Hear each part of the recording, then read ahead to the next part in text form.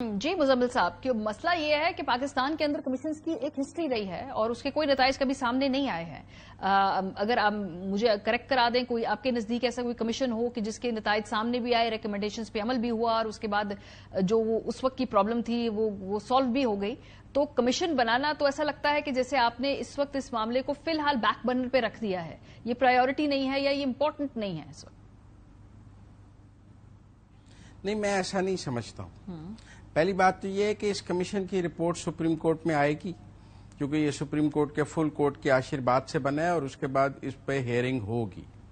دیکھیں، کوئی اگر آج سپریم کورٹ 184(3) کے تحت سو موٹو لے کے اس کی ہیئرنگ شروع بھی کر دیتا ہے تو سپریم کورٹ کے پاس تو تفتیش اور تحقیق کا کوئی اختیار نہیں ہے. کیا کرے گا؟ ایک جی آئی ٹی بنا لے گا بڑی حد. ایک جگہ کہیں اس بات کی تفتیش ہونی ہے کہ یہ الزامات سچ ہیں یا جھوٹ ہیں، یا ہم یہ ایبسولوٹ سٹیٹمنٹ دینے کے لیے تیار ہیں کہ جج صاحب نے جو کہہ دیا ہے وہ سچ ہے، اب اس پر ایکشن ہو جانا چاہیے. دو ہی صورتحال ہیں نا. ایک صورت یہ ہے کہ اس خط کو بالکل منوان سچ مان لیا جائے اور اس پر مزید کسی تحقیق اور تفتیش کی ضرورت نہیں ہے، لہذا ایکشن شروع کر دیا جائے. اور ایک صورتحال یہ ہے کہ ججز نے الزام لگایا ہے، اس کی تحقیق اور تفتیش ہونی چاہیے. تحقیق اور تفتیش کا اختیار کسی عدالت کے پاس نہیں ہے. تحقیق اور تفتیش تو کوئی تفتیشی ایجنسی، کوئی کمیشن، کوئی کچھ ہی کرے گا. اس تحقیق اور تفتیش نے عدالت میں پیش ہونا ہے جس کے اوپر آپ ایک ہیئرنگ کر سکتے ہیں، اور سپریم کورٹ میں اس کی ہیئرنگ اس تحقیق اور تفتیش کے بعد ہوگی میرے خیال میں، کیونکہ جو بھی کمیشن کی رپورٹ ہوگی وہ سپریم کورٹ کے سامنے پیش ہوگی. ہمیں بے صبری نہیں کرنی چاہیے.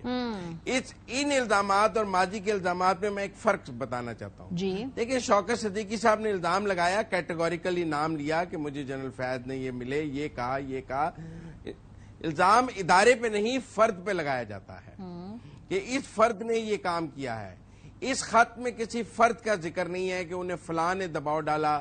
مطلب کوئی ادارہ تو فون نہیں کرتا، وہاں سے کسی نے سپائنگ کی ہوگی، کسی نے دباؤ ڈالا ہوگا، کوئی ملا ہوگا، کسی نے فون کیا ہوگا، کوئی نام تو ہوگا نا.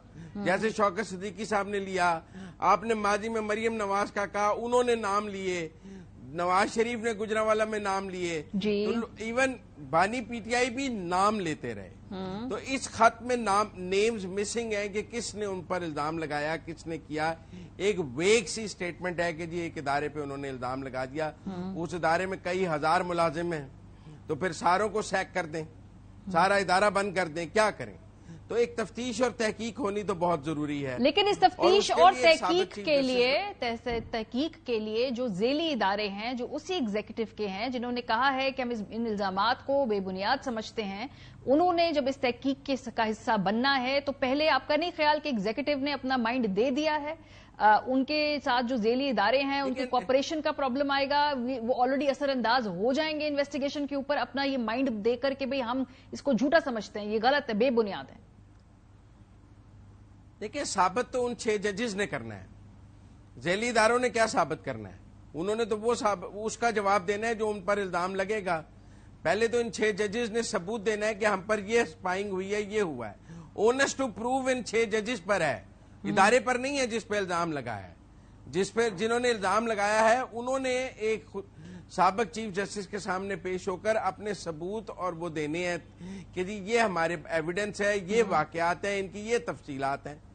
تو انہوں نے ایک سابق چیف جسٹس کو لگایا گیا ہے. حکومت نے اپنے کسی افسر کو اس کا کمیشن کا سربراہ نہیں لگایا، کوئی ڈی جی آئی ایف آئی کو، ایف آئی اے کو، کوئی ڈی جی اینٹی کرپشن کو، اور پھر اس سابق چیف جسٹس کو لگایا گیا ہے جس کے بارے میں بانی پی ٹی آئی کہتے تھے کہ ان کی سچائی کی قسم وہ خود کھاتے ہیں. آپ وہ کلپ بھی چلا دیں کہ جلانے کی سچائی کی، وہ کہتے ہیں ان کی قسم وہ خود کھانے کو تیار ہیں. پرابلم میرا یہ ہے کہ جو سابق ریٹائرڈ جج صاحبان ہیں ان کی زیر نگرانی کافی کمیشنز چل رہے ہیں. مسنگ پرسن کا کمیشن بھی چل رہا ہے سر، وہ اس میں ہم دیکھتے ہیں، وہ لکھتے ہیں، کوئی آتا ہی نہیں ہے، بلاتے ہیں، کوئی پیش ہی نہیں ہوتا. تو یہ اتھارٹی کے بھی بڑے سوالات ہیں یہاں.